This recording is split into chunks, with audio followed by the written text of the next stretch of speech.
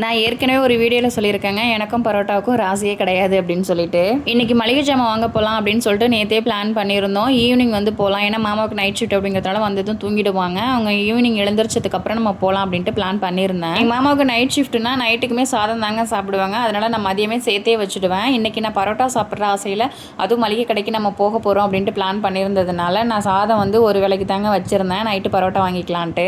இன்றைக்குமே எனக்கும் பரோட்டாவுக்கும் ராசியே கிடையாதுங்க. நான் எதிர்பார்க்காத மாதிரி ஒரு விஷயம் நடந்துருச்சு.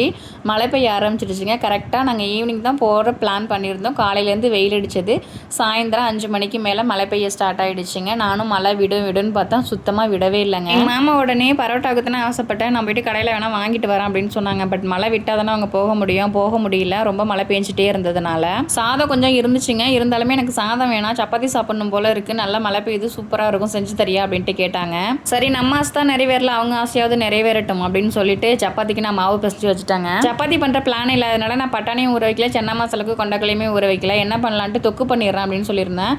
தொக்கு வந்து நிறைய டைம் சாப்பிட்டாச்சு, அதனால் தொக்கில் வந்து நான் முட்டையை அவிச்சிட்டு இல்லை கீரி போடுவேன், கட் பண்ணி அது டேஸ்ட் நல்லாயிருக்கும், அந்த மாதிரி பண்ணிடுறியா அப்படின்ட்டு கேட்டாங்க.